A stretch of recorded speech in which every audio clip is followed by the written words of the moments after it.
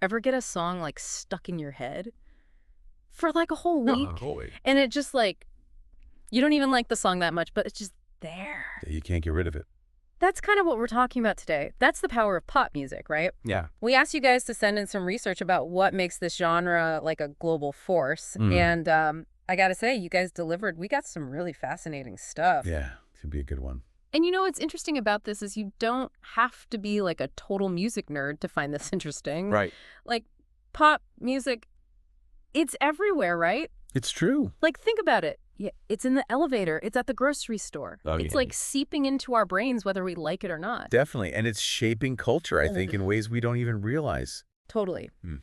So let's dive into this research because one of the things that came up again and again was just how catchy pop music is. Right. Like those earworm melodies. Right.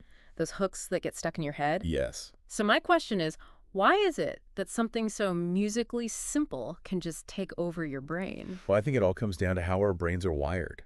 You know, Well, yeah. we as humans, we're naturally drawn to repetition and patterns. Okay. Think about it. It's how we make sense of the world, right? Right. How we learn language, how we Yeah. recognize faces. Patterns everywhere. Exactly. And pop music, it just taps into this really primal instinct that we have by using really simple, repetitive melodies that just hook us in. So it's like our brain is craving these patterns. Yes. And pop music is feeding that craving.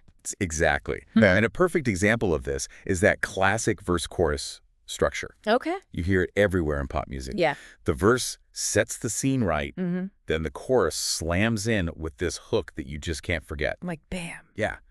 And it cycles through building familiarity. And let's be real.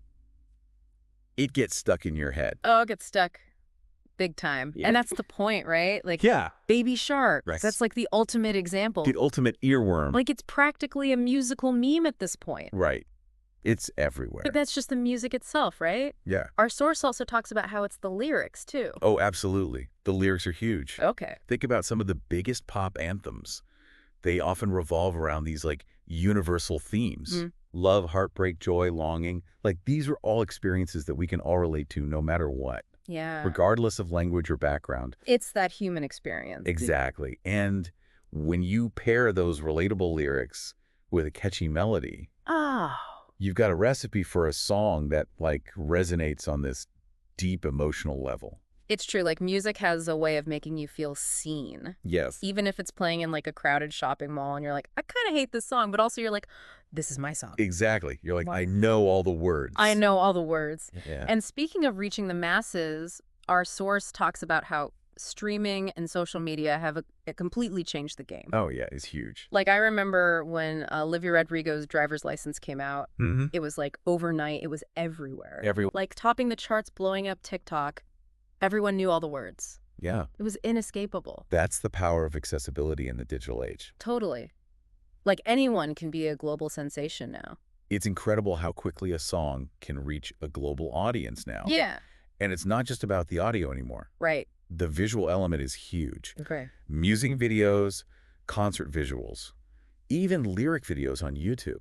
It's all part of it. It all contributes to the experience. Which actually reminds me, like, remember MTV? Oh, yeah. Back in the day, music videos were like an event. Oh, totally.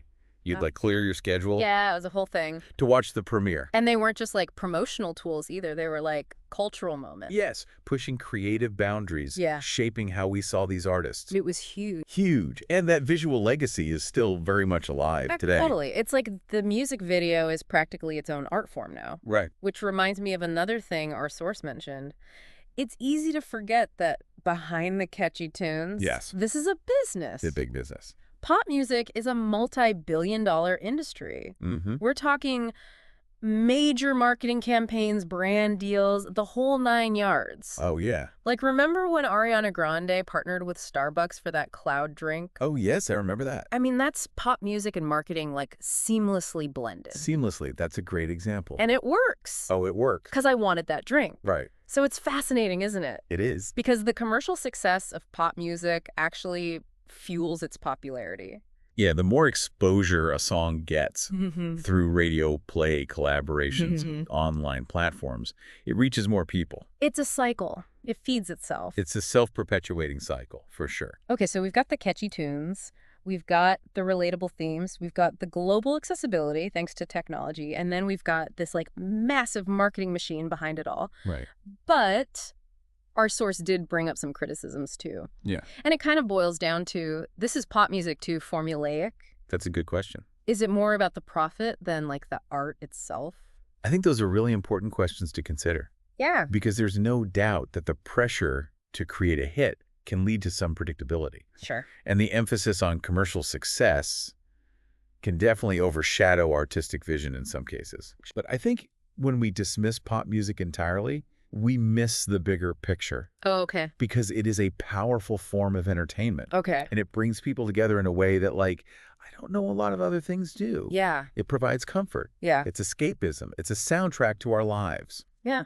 You know? That's true. And you can't deny the energy of a crowd singing along to their favorite song. Oh my gosh, it's electric. It's electric. It's this collective experience that I think transcends any critique. You're so right. There's a kind of magic in that shared experience. There is. So I think as we wrap up our deep dive into pop music here, Okay. it seems like it's global dominance.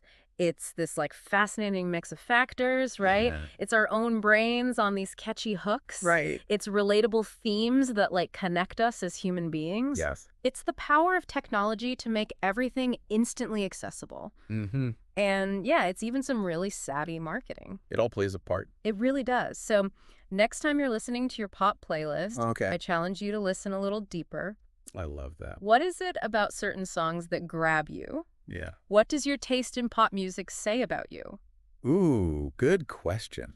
It's something to ponder, right? Definitely. Thanks for joining me on this sonic adventure. This was fun. I know, right? Yeah. Until next time, stay curious, everybody. Bye.